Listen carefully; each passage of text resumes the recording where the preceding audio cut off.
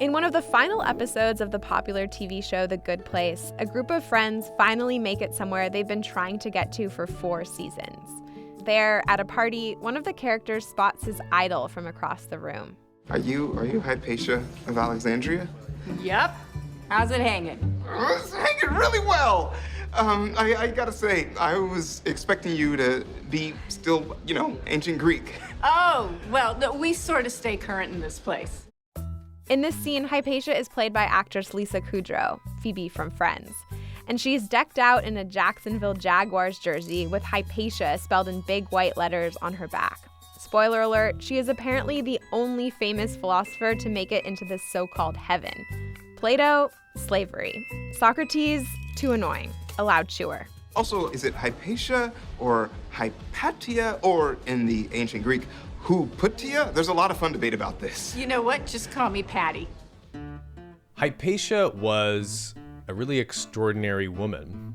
That's Alex Petkus, a former classics professor and current podcast host. She didn't just teach philosophy. She didn't just teach people math and astronomy, which were part of philosophy at the time, but she actually managed to get into a position of leadership in her city, which is one of the great cities of the ancient world, Alexandria, which is in Egypt.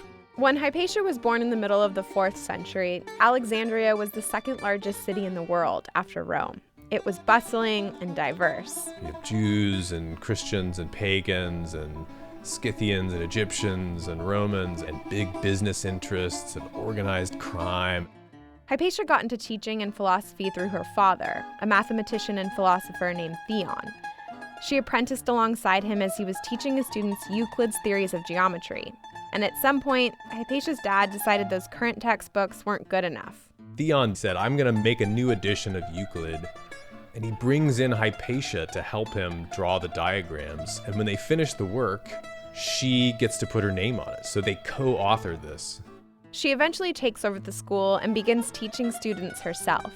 But it turns out there aren't many other documents or texts by Hypatia that still exist. Scholars like Petkus have to reconstruct a lot of her life from her students' writings and letters. I did a lot of research on one student in particular, a guy named Synesius of Cyrene.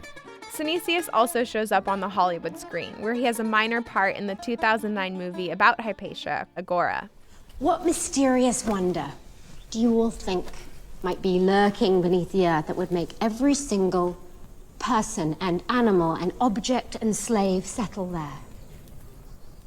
Synesius? Their weightiness.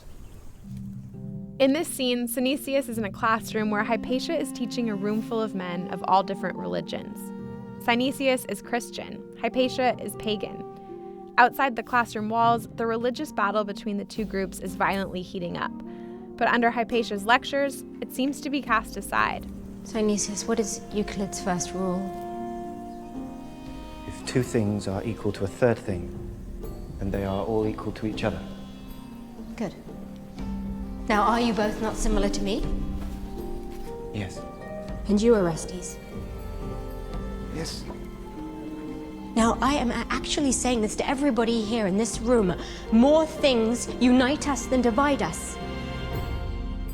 Near the time of her death, Hypatia was an intimate advisor to the Roman governor Orestes, and religious tensions were at an all-time high. The Roman governor has this job of how do I calm the seas?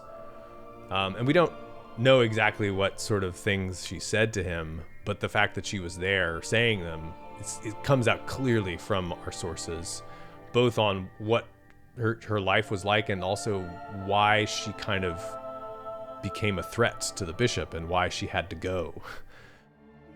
Hypatia didn't want violence, neither did Orestes. But the new Christian bishop Cyril wanted to stir things up. You start to look around if you're a kind of average Christian citizen of Alexandria, and you're like, oh, there's a witch. Petkus says the bishop didn't call a hit, but his supporters thought he'd be happy about it. Her murder was brutal. She gets pulled from her carriage in the street as she's on her way home one day by supporters of Cyril.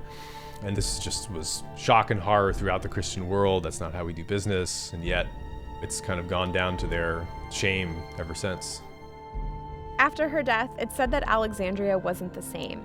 but Hypatia's legacy as an influential woman who questioned everything has lasted for more than a millennium. I believe in philosophy. For Philosophy Talk, I'm Angela Johnston.